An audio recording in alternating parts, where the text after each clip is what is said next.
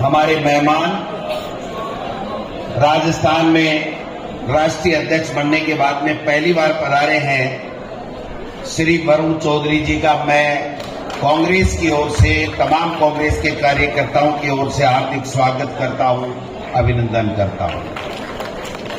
अरे तालियां बजा के गड़गड़ा तो इसको।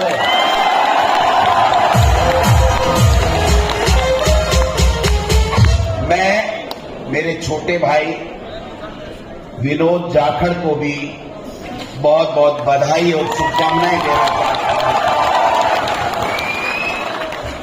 और मैं हमारे राष्ट्रीय महासचिव सम्मानीय सचिन पायलट जी को भी बहुत बहुत बधाई और धन्यवाद देना चाहता हूं कि इस गरिमापूर्वक कार्यक्रम में आप पधारे। आपके आने से इस कार्यक्रम की शोभा बढ़ी है। मैं हमारे नेता प्रतिपक्ष जिन्होंने राजस्थान की सरकार के नाक में नकेल डाल रखी है, आदरणीय टीकाराम जूली साहब, और मेरे छोटे भाई एनएसयूआई के नाम से जिनके पूरे देश में चर्चे होते हैं, भाई धीरज गुर्जर जी जो हमारे अखिल भारतीय कांग्रेस कमेटी में सचिव हैं।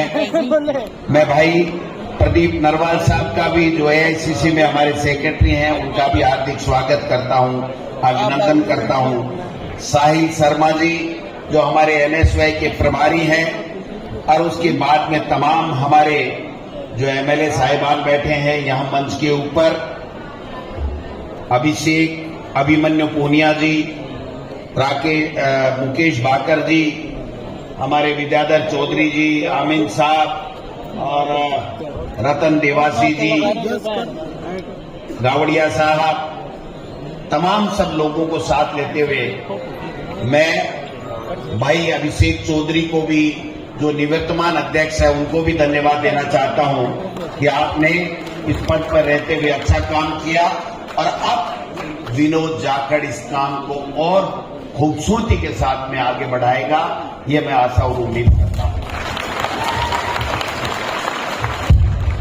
एनएसयूआई के तमाम हमारे भाई और बहनों को धन्यवाद इस बात का भी देना चाहता हूं कि इस बिरला सभागार को आपने खचा खच भर दिया, तिल रखने की जगह नहीं है, इसके लिए भी आपका बहुत बहुत आभार।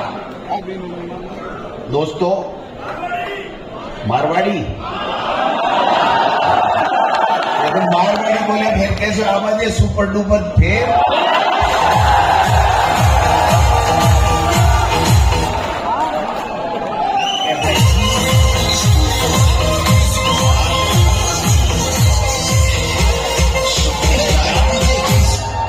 वो बैंड तो बीजेपी को बजावांगा, आपने क्यों बजाया?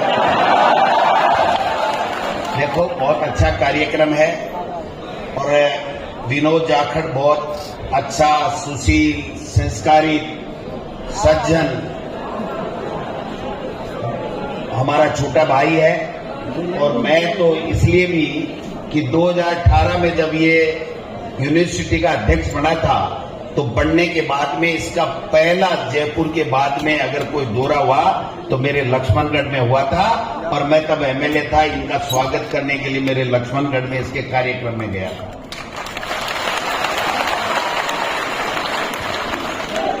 बात को समझना पड़ेगा, लंबे चौड़े भाषण देने की आवश्यकता नहीं है। आप भी काफी सुबह से आए हुए हो, भूखे प्यासे भी हो। हमारा पूरा के पूरे सब जितने भी पहले के जो एनएसयूआई के प्रदेश अध्यक्ष हैं या राष्ट्रीय कार्यकारिणी में अभी वरुण चौधरी जी ने जिनका सबका नाम लिया है, या हमारे पूर्व विधायक हैं, हमारे प्रशांत शर्मा जी विधायक साहब भी बैठे हैं, तमाम खटाड़ा साहब, इंद्राज गुर्जर जी, ये पूरी की पूरी टीम आपके सामने बैठी है। मैं तो ये की बात कहना चाहता हूं कि ये विपक्ष में संघर्ष का मौका मिलता है, और जो संघर्ष करता है रिजल्ट उसी के पक्ष में आता है। आपको एक मौका मिला है, नेता अगर कोई बनता है तो विपक्ष से बनता है, सत्ता में कभी ज्यादा नेता नहीं बनता। सत्ता में मंत्री बन सकता है, कोई ट्रांसफर करा सकता है, मालाएं ज्यादा पहन सकता है, लेकिन अगर कोई नेता बनता है तो प्रतिपक्ष में बनता है। और राजस्थान में आज जिस प्रकार की पर्ची सरकार काम कर रही है, आपको संघर्ष करने की आवश्यकता है। इनके नाक में नकेल डाल करके इनको घुटने टिकाने का काम हम सब लोग कर देंगे, लेकिन सबको मेहनत करनी पड़ेगी, आगे बढ़ना पड़ेगा, सबको एकजुट रखना पड़ेगा।